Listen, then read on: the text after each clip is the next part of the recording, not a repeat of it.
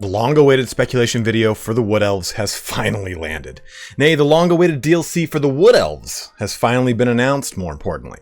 With that, we have quite a bit to talk about today.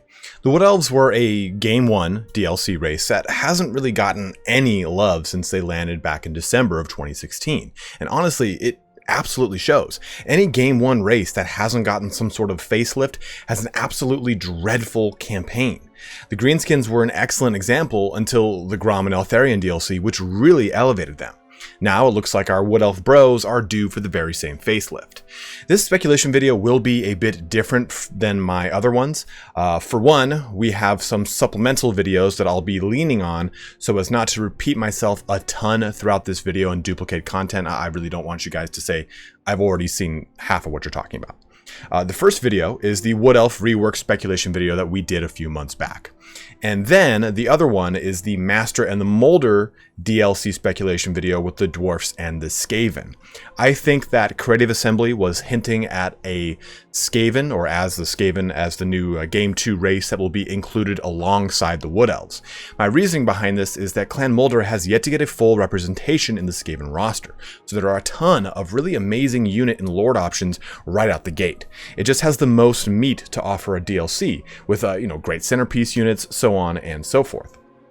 But with that being said, I will not be covering my Skaven speculation in this video because I've already done it. You can go ahead and watch the Skaven portion of the Master and the Moulder DLC speculation video linked in both the upper right corner and in the comment section below. I'll quickly show off the two one-pages that I made for the Skaven speculation video, so at least you can see it all to kind of get into your brain cosmos. But before we get started, let's get some assumptions out of the way for this DLC so that we can work under a certain level of either disbelief or just a baseline. And real quick before we start our assumptions, I do want to say, guys, if you are enjoying these types of speculation videos, please go ahead, comment, like, subscribe, all that kind of just typical YouTube jargon. I know it gets so annoying to hear over and over, but subscribing and pressing that bell button, it does help out YouTubers a lot. So I'm just kind of throwing it up front here rather than at the end of the video. So I apologize, but let's jump now into those assumptions. So the first assumption is that we'll be working off of the DLC array that CA released and actually just updated. This gives us a nice layout of what you'll be receiving based off of what you have purchased between Games 1, 2, and the Game 1 DLC, Realm of the Wood Elves. Lastly, I'm going to assume that any big, major, old world update has to be rolled into the mechanics for the DLC portion of the Wood Elves. Their campaign is in such disrepair that it needs to be reworked from the ground up, that I feel at least.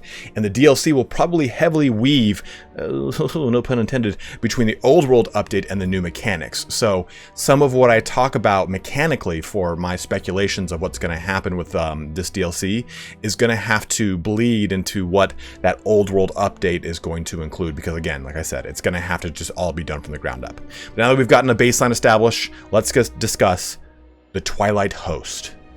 This is the name I'm giving a Wood Elf army led by Naestra and Arahan. Quick shout out to Weaponmaster470 for his creation of the symbol, the icon here. He has made all of our symbols in the past for our speculation videos, so I definitely want to give him props for this one. He pulled from the imagery in the End Times book showing the Naestra and Arahan symbol, so this comes directly from there. But I feel like these two make the most sense for a DLC character.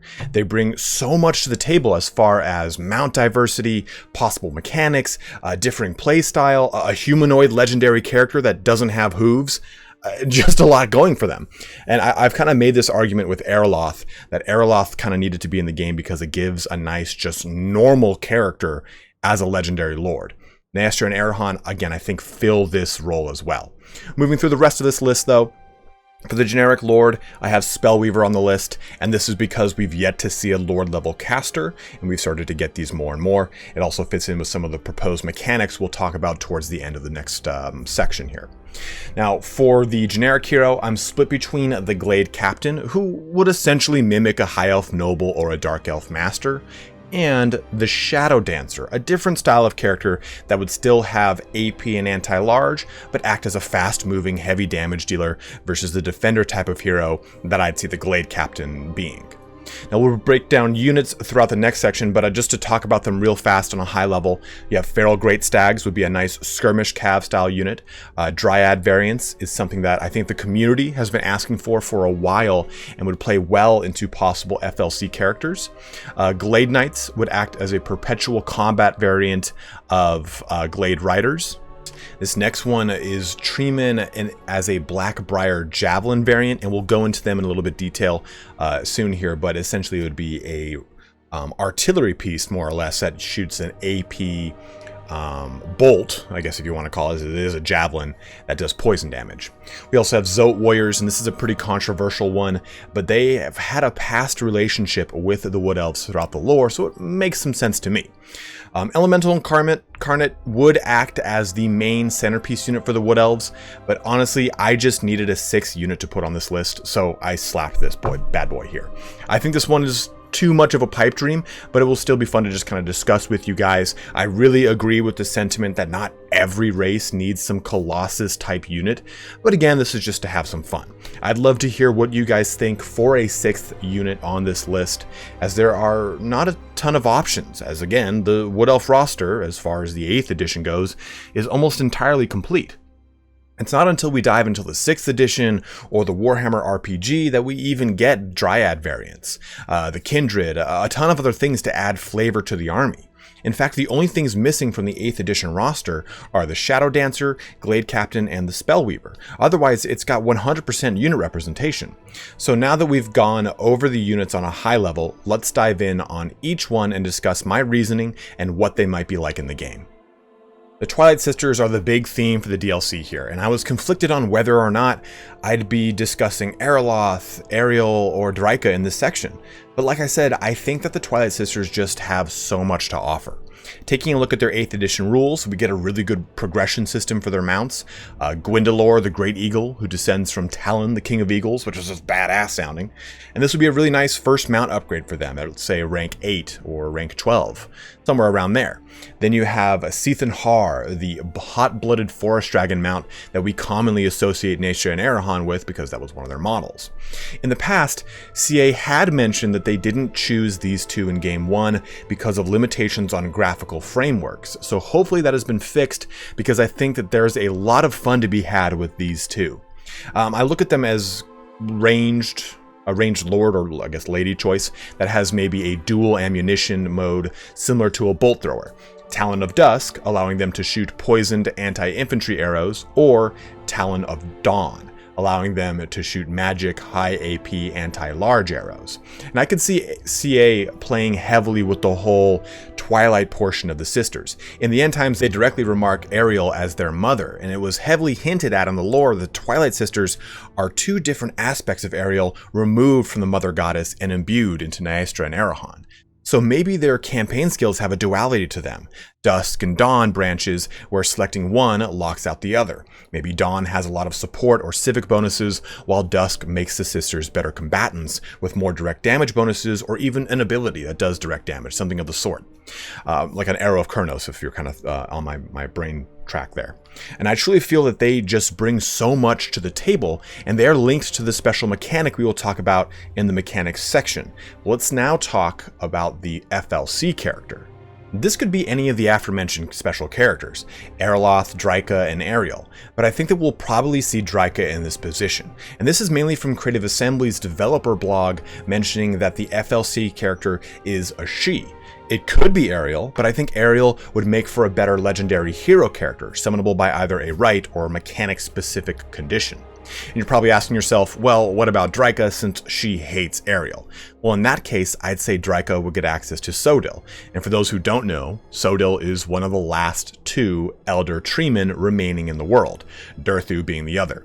They're basically like the last of the Primes from the Transformer universe, only Sodil is more of a Megatron than anything else. He, like Drycha, is into some pretty salacious shit, and follows well along the path of sort of this neutral evil role that Drycha assumes. Her faction name could be one of three things too, Shaelmara or Handmaidens of Winter. Either one is from the Callard series, or the Wildwood Host from the Orion trilogy, and that kind of plays very heavily into the Twilight Host that we've already speculatively named. And once again, though, shout out to Weaponmaster470, who created this amazing faction symbol based off of the common shared swirl pattern that the Dryads use, combined with the faction symbol for the Anmir, which is the site of Drycha's fallen mother tree, the Tree of Woe, and it's one of the factions in the quick campaign, or I'm sorry, the mini campaign for the Wood Elves. So I'd love to hear what you guys think for the FLC character, but this one plays well with the rest of the speculation I have in mind. So I'm sticking to my guns on this one. The only other character I can think of would be Naestra the Prophetess, a named Spellweaver, but she hasn't had rules for a considerable amount of time and fell to the wayside until End Times, where she was turned into a Chaos Portal by Archaon to invade Athaloran with. So, you know, that went well. Moving over to our generic hero, we have the Glade Captain and the Shadow Dancer. The Glade Captain I see as a very simple hero choice, right? Decent shield, spear style character with anti-large, AP, and Guardian. Just like the High Elf Noble and Dark Elf Master. This is mainly meant to add some good staying power to the line and give a nice little punch against some other characters in melee. Something that the Wood Elves don't really have right now, a strong, single entity melee combatant. Mount options would include Elven Steeds, Great Stags, and a Great Eagle. Now, we could also say that they lose anti-large on the Great Eagle like the High Elf Noble, but I think that this is kind of a cheap shot here, kind of a discrepancy.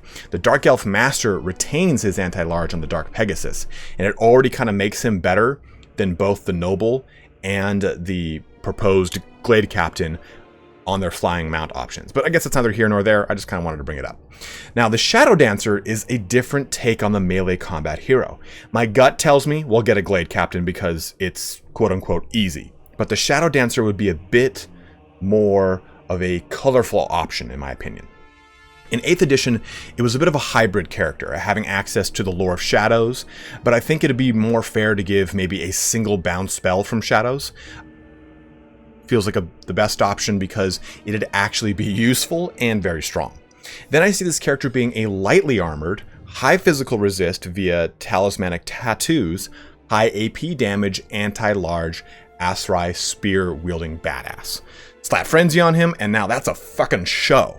They also had the Shadow Dance of Loic special rule in the tabletop, so giving them the ability from the Regiment of Renown unit with the same name would be a really amazing option to add a lot of flair to the generic hero option for the Wood Elves.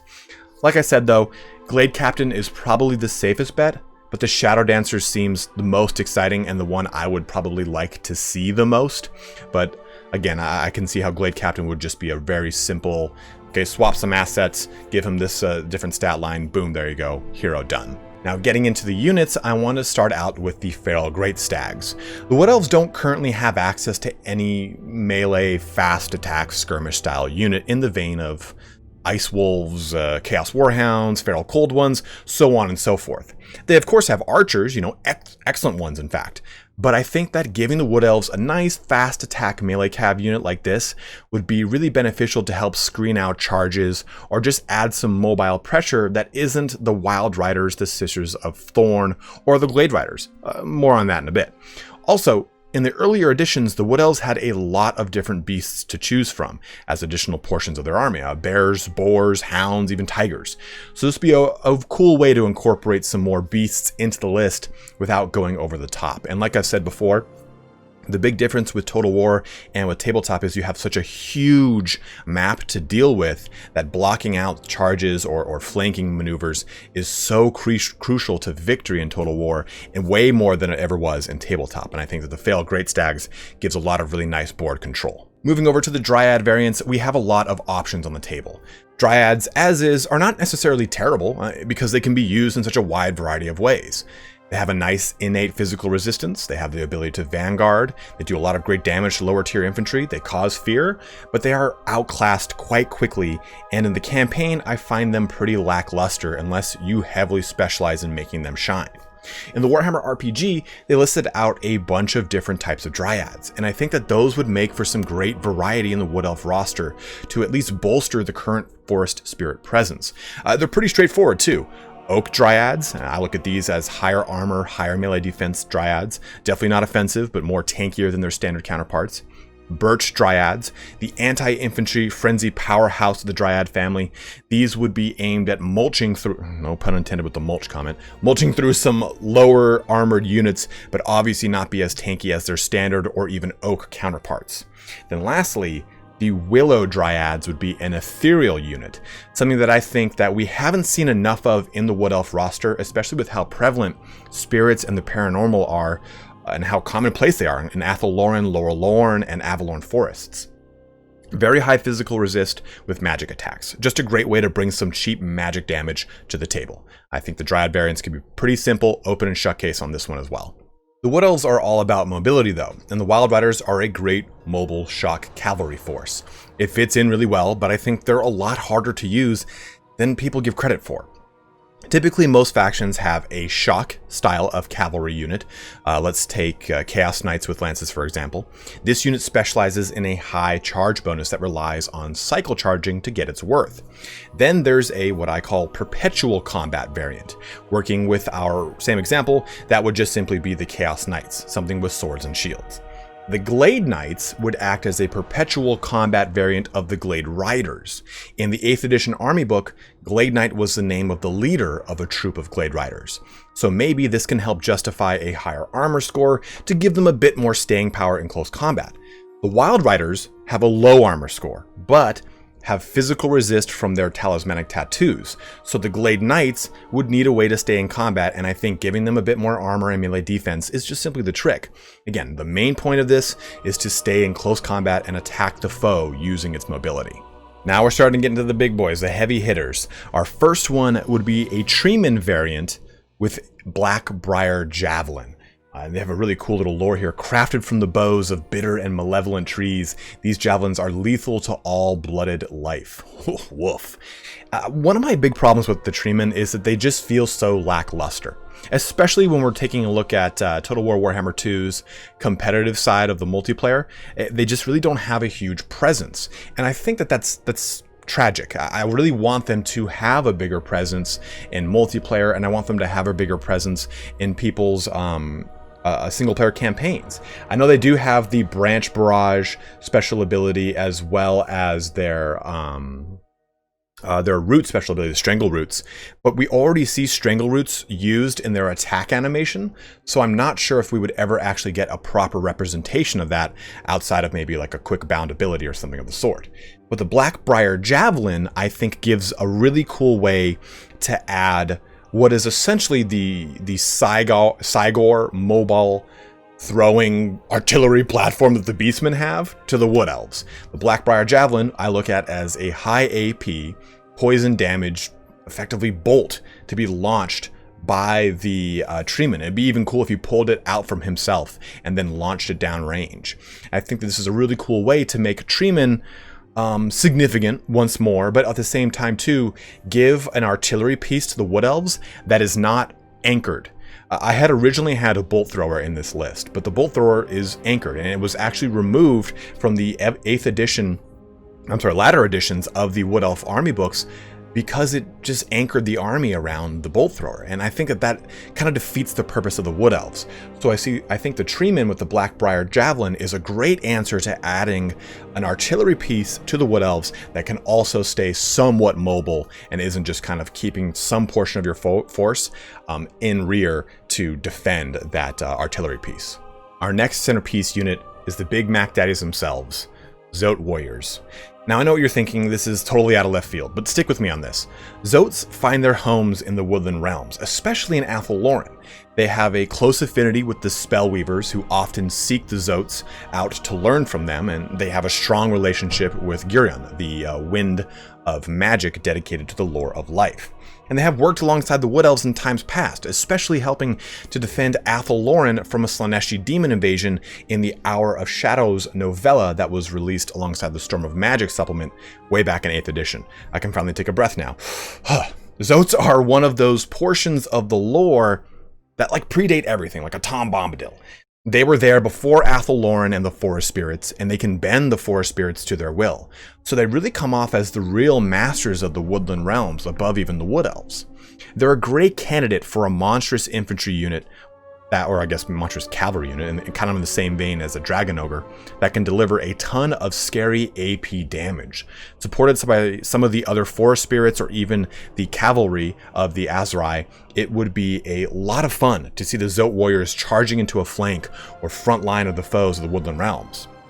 With their mastery of Girion, I could easily see the Zotes having a bound spell or two from the Lore of Life, just like the Sisters of Thorn. And Games Workshop has always been keen to tie their releases on tabletop to their other intellectual properties. The Winds of Magic DLC for Vermintide coincided with the launch of Age of Sigmar's Beastmen. Réponse de Lyonesse was selected by Games Workshop for Creative Assembly because they wanted to have a Sisters of Battle feel around the same time as that release on tabletop. Hell, the Lumineth Realm Lords were actually slated to come out around the same time as the Grom and Eltharion DLC, but their release was pushed back because of COVID. This just matches up for me. This kind of feels a little tinfoily hat, and I apologize if it does come off that way, but this matches up for me as Zotes were just recently brought back into Warhammer 40k in the Blackstone Fortress game set. Adding them to Total War for the Wood Elves fits that narrative. And lastly, we have this quote from C.A. Rich when asked why Lizardmen have a Zote follower when the Zotes and Lizardmen are at odds. Rich's response was that this was an odd one and that we might be seeing a change to it in the future. This surely is not proof that they'll be included, but I just wanted to give at least some evidence that CA is aware of the Zotes on a wider scale and that there might be some tweaking to them. Okay, big boy time. This massive antlered monstrosity is one of the elemental incarnates from the Monstrous Arcanum. It might be more at home in a Beastman army, to be totally honest, but I still think it would have a place in a Wood Elf army as well. I see this thing as a massive AP anti-infantry style unit stomping through stuff with a special ability called Howl of the Great Beast. Just like Ozzy Osbourne, this thing would bite the head off of a bat. Okay, maybe not, but essentially it would let out a blood-curdling scream that would result in a massive loss of leadership around an already terror-causing monster. It would be a great way to tank leadership from an army that doesn't play too much with leadership compared to the other ones out there. I mean, yes, they do cause fear with a lot of their forest spirits and even terror with the treemen or the forest dragons, but still. There are not a whole ton of leadership affecting abilities from the Wood Elves. I don't have a ton to say about the Elemental Incarnate because it's honestly such a huge pipe dream, but I'd love to see this brought to life in Total War Warhammer along with some of the other Elemental Incarnates across the other factions. The units are such a fun part of any DLC because we get to directly manipulate and play with them on the battlefield, but new and exciting mechanics are equally as huge because this is where the game really gets spicy and diversifies itself through each playthrough. So let's go through some both DLC mechanics and some of the proposed FLC mechanics from my rework as well as some additional one. I just want to have them kind of neatly condensed in one spot so you can see them. I don't want to go too heavily into them because I've talked too much about them in the past. Starting off with the Wood Elf rework or the FLC mechanics, I want to talk about 4 primary improvements I really want to see. For one, Wood Elf Kindred. A large part of 6th edition was the Kindred system. These would apply to Wood Elf Highborns, Nobles, and Spellweavers. Essentially, they were the many different types of Wood Elves: Wild Riders, Eternal Guard, Wildwood Rangers, so on and so forth. So being a part of these Kindred would then give the corresponding characters abilities to match the unit they were similar to. I think this would be so huge for Wood Elves. We already get this with the Vampire Coast, with the vast variety of characters you can recruit, each one having specific focuses that you need to maintain in order to keep their loyalty. The Kindreds cover all the different facets of the army themselves. So War Dancers, Eternal Wild Rider, Waywatcher, Scout, and Alter or Shapeshifters. Even the Spellweavers have the Glamour Weave Kindred.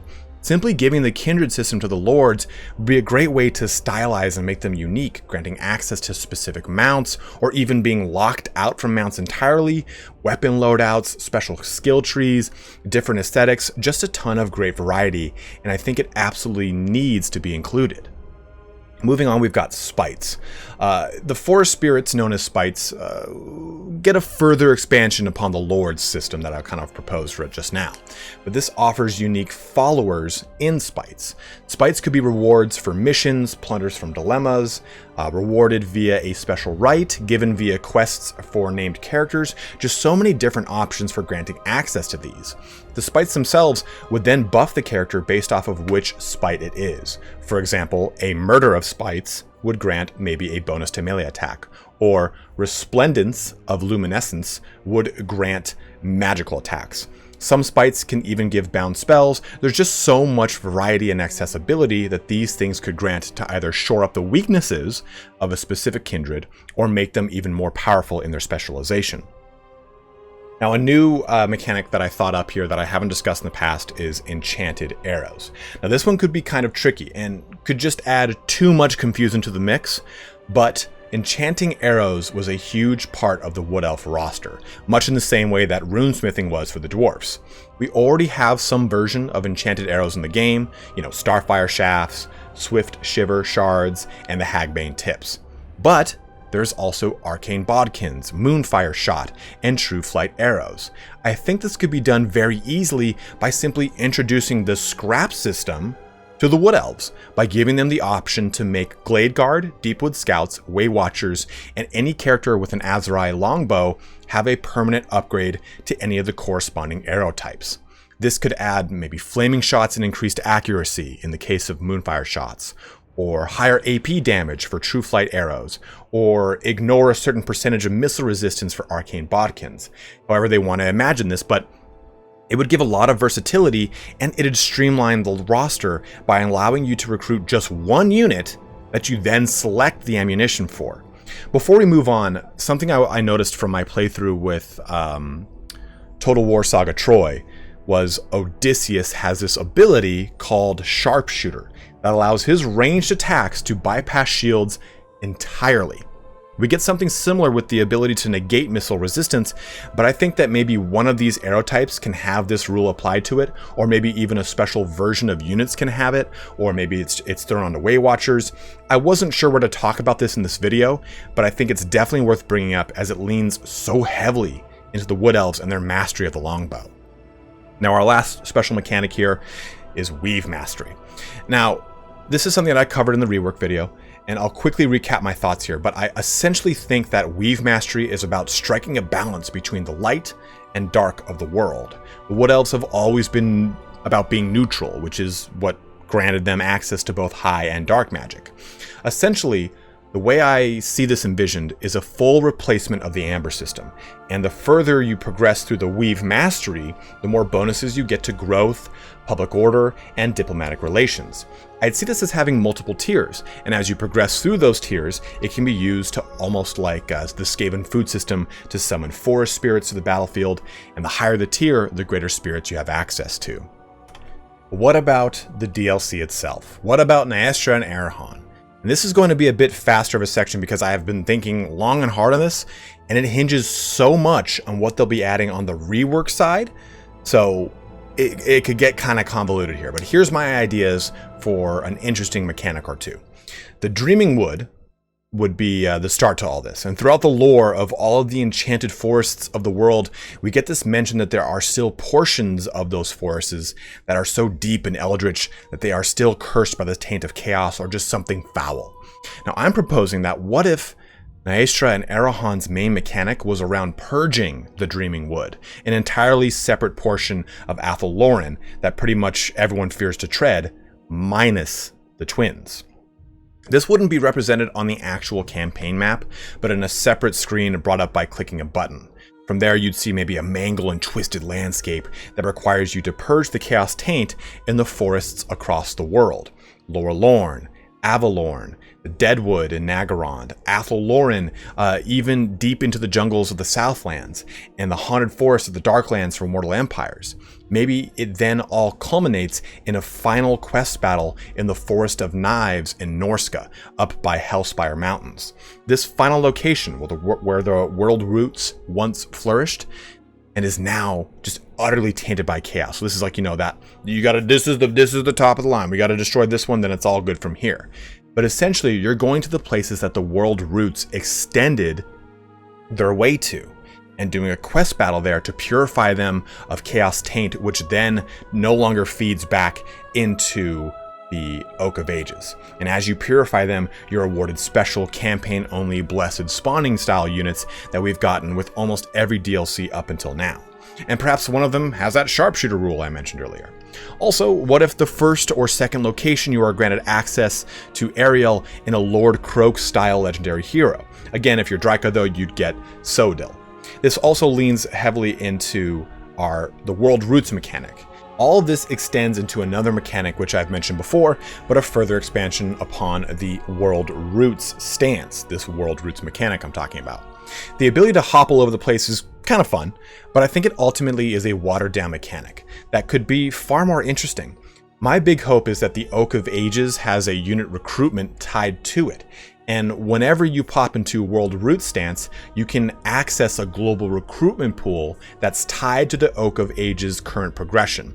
This would allow you to expand across the map for the quests and still have access to reinforcements as needed, because this stance would also help with replenishment and maybe even recruiting those special units we talked about. The last portion of this DLC I want to discuss is the lore of Athel Loren.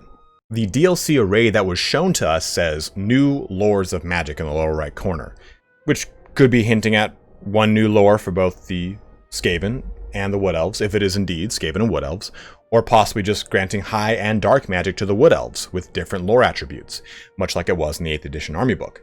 But I think that the lore of Athel Loren would be an amazing addition, and one that the proposed legendary hero, Ariel, could gain access to along with the Spellweavers. And guess what? I also did a video on this in the upper right corner, but it borrows from a lot of elements from the lore of shadows and the lore of life to have some movement abilities, leadership hindering effects, and healing spells, as well as the ability to create plots of trees on the map, which, I mean, who doesn't need that? But still, I think the lore of Athel Loren would be a really awesome addition to the Wood Elves to make them distinct and different from the Dark Elves and the High Elves in the magic department. The last section for this speculation is the starting locations. Now for Naestra and Arahan, I think this is a pretty simple one for the Vortex campaign. It would be the same location as the Bowmen of Orion. Now, I would actually be sad to see them leave the map. They were a really cool throwback to a 2nd edition Warhammer Fantasy reference, I guess you could say, and Orion with his Sea Elves. Sea Elves were any elf that decided to ply their trade upon the open ocean. In fact, Marienburg was once a Sea Elf colony, but that's neither here nor there. It just makes the most sense for a Vortex start, as it's the only place on the map with an already existing Wood Elf presence. They might decide to keep the Bowmen and add Naestra Arahan to another portion of the map, just so that they have trade partners, but I think that that's doubtful. In Mortal Empires, I had the thought of having them start in the Haunted Forest in the Darklands, but I think that that'd be just too much in one place. They do have a presence on the map in the lore, but between Snikch, Imric, and Malice, with the greenskins and dwarfs just around the corner, it might just be a battle royale and be too much. So simply put, let's just keep them in the Southlands, where they have plenty of options to flourish. Oh god, bad tree joke. I mean, you could even put them in the Reichland if you wanted to. It did say that they had adventures through the Empire in the lore, so you could put them up in Lower Lorne Forest if you wanted them to start up there. So that's another great option for Mortal Empires. But just simply putting them where the Bowmen of Orion are in both the Vortex and the Mortal Empires is a very easy transition for them into the Total War Warhammer 2 kind of cosmos. Now for Drycha, I think this one is really simple. Since she is only going to be in the Mortal Empires, as again mentioned in the DLC array that they've released earlier, I think this is just pretty cut and dry. The Deadwood over in Naggarond. I think it's a really cool starting location. It's far away from every other Wood Elf, and it kind of puts you in a whole different scenario than any Wood Elf campaign that we've seen yet. And if Drycha is going to be heavily focused on forest spirits and dryads and the proposed dryad variants that we've been talking about here, it would just kind of be a really cool location for her to really kind of get up and running. And especially if Sodil were to be added in place of Ariel, I think it'd just be a really awesome start for her. So to close this video out, I did say I would go through real quick my proposed clan Moulder options here. So we'll just quickly buzz through these. You can check out the Master in the Moulder video that I did for Thoric Ironbrow and Throt the Unclean, and that kind of discusses these more in depth. But for our Lord option, we have Throt the Unclean with the generic Master Mutator. For the hero, it would be a Master Moulder, which would be just your generic hero version of the Mutator. The units would look like a Wolf Rat, a Giant Rat, the Rat Ogre variants, which would be a lot of fun, right? So people talk about Storm Fiends a lot. That might be a Game 3 thing with Thankful, but Rat Ogre variants could be a lot of fun here to add armored Rat Ogres, or Rat Ogres with different variations of how they kind of come to the battlefield, and I go into pretty good detail on that in that video. Brood Horror, which is just essentially a big, gigantic rat ball sack that you would ride as a mount, but also be a disgusting creature. Think of something like a third or a quarter of the size of a Dread Saurian, but that same kind of big, long presence on the battlefield. And long ball sack, I'm all over the place. We also have Aberrations and then Chimera-Rats, which are really cool. And it's exactly what it looks like. It sounds like it's a chimera that's also a rat. So a lot of really fun things here with Clan Moulder. And then for its proposed mechanics would be a flesh lab, very similar to what we get with Clan Scryer, where you would need to get different things, brains, body, and augmentation, that you could then use to craft special versions of Clan Moulder style units, and you get tiered quality of parts. And we kind of get something like this with the food mechanic for Grom, where we have to get ingredients. So this would play very similar to that, but take basically the food mechanic of Grom, where you have to get different ingredients, and the lab mechanic from Scryer, smash them together. Now you've got the flesh labs. So I think that this would be a really cool proposed set of mechanics and, I guess, DLC set for Clan Moulder. With that, it brings our video to a close here, guys. So I know that a lot of this is a lot to take in. I've talked about a ton of different mechanics. I think, what, a total like 7 in this video. I know I've brought up a bunch of different videos, and I apologize if it's kind of a rat race to keep up. I wanted to try and condense everything into one video as much as I could without repeating myself a ton, so it just kind of seemed like repeated content. So I apologize again, too, if that is the way it came off. But I think that the Wood Elf DLC could stand to be a really huge one. There are so many things that the Wood Elves need for their campaign to make it better. And I think there's so many ways that you could do it without adding a ton of new units to the roster. Remember, this roster is, for the most part, pretty complete. So slight deviations or variations and expansions upon the current roster are what is really going to make the Wood Elves shine, in my opinion. So let me know in the comment section below what you think about my picks for the units, my picks for the Lords, for the FLC, for the mechanics, for the Skaven, everything. I know that a lot of people think that it's going to be Ariel, or a lot of people think it's going to be Drycha or Ariloth. So I love to kind of get a dialogue going here for what you guys feel is the best possible approach for the new DLC for Total War Warhammer 2. Again, we don't know if it's Skaven. It's just my speculation based off of what they said, but we do know for sure it will be the Wood Elves. But as always, guys, thank you so much for watching here today. Don't forget to like, comment, subscribe, all that kind of fun action. And if you do subscribe, please, as always, go ahead and slap that little bell icon and turn on all notifications. You'd be surprised how much that helps. I hate that it does, but it does. But again, as always, have a good one and take care.